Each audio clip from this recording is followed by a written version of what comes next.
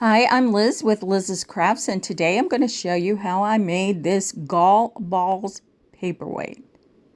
And I'll tell you what a Gall Ball is later. So what I'm going to do is take my Let's Resin Epoxy Resin Part B, and I'm going to put 1.5 ounces in my little container here, which is a silicone measuring cup.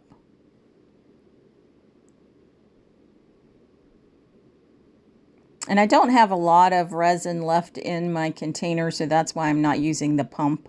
And this actually is part A. I'm going to do 1.5 ounces of it. So it'll be a total of 3 ounces.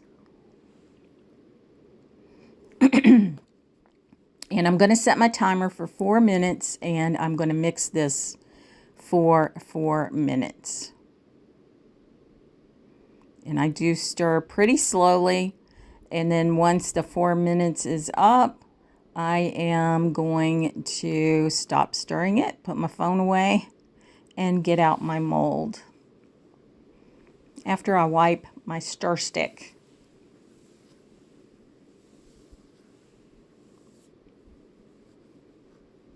Which is silicone, and the container is silicone too.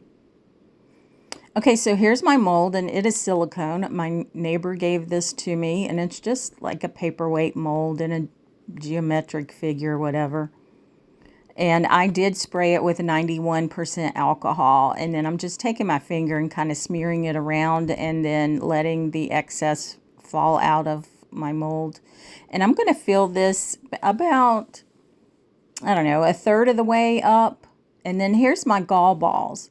So if you don't know what a Gall ball is, actually these come off of live oak trees. And what happens is there's a wasp or some type of small wasp, a bug or something like that. I think it's a wasp.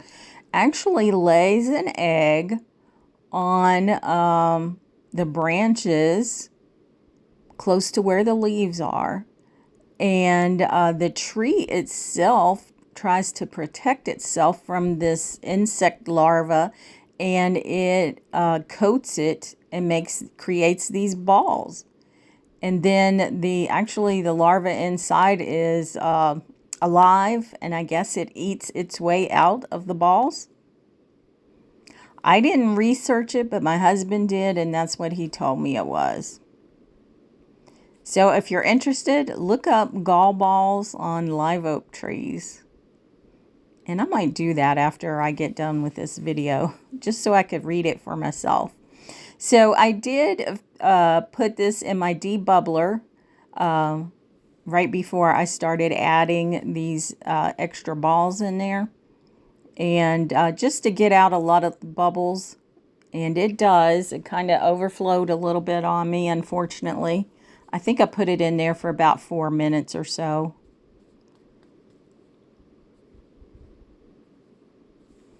But it actually didn't have a lot of bubbles in it. I mean, there's like teeny tiny micro bubbles towards the bottom of it where you would set it up. But other than that, which, you know, came to the top of the mold, there really weren't any bubbles in it. So I was happy about that.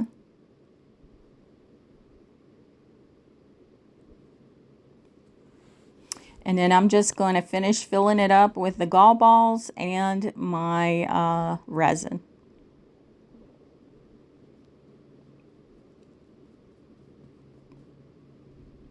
And then what I do is I take my lighter and I pop any of the bubbles that come up to the surface. And I did do that several times. And then I put it on my heat mat for a couple hours. And then I did let it cure overnight. So this is the next day that I'm demolding it.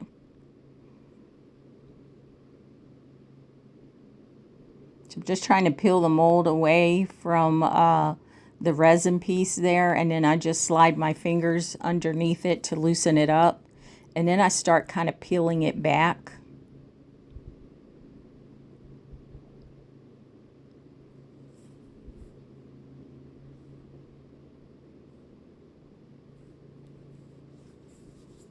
But I want to thank my neighbor Lonnie for giving me this mold. This is the second time I've done a pour in it. The other one was acorns. And if I can remember, I will link that video in the description box. But there it is. I think it turned out pretty good. I still have to take care of the bottom of it. But the only bubbles are down at the bottom where you would set it up. So basically it's pretty clear.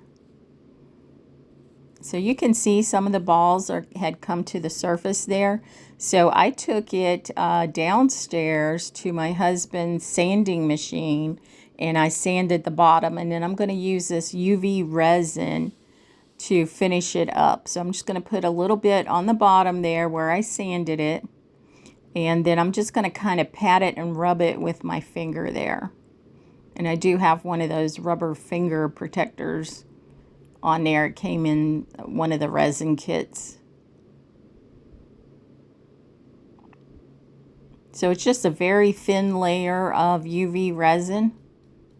And then you just want to make sure you get it all over the bottom where you sanded it, and then put it under your UV light. And it doesn't take too long. I did set the thing for like 2 minutes or whatever, but it doesn't take that long. Maybe a minute. And it was too tall to have my light set up, so I just put my light on the side there and let it cure the bottom of my piece. So this is it, all finished. And I think it turned out pretty good, but you'll have to let me know what you think.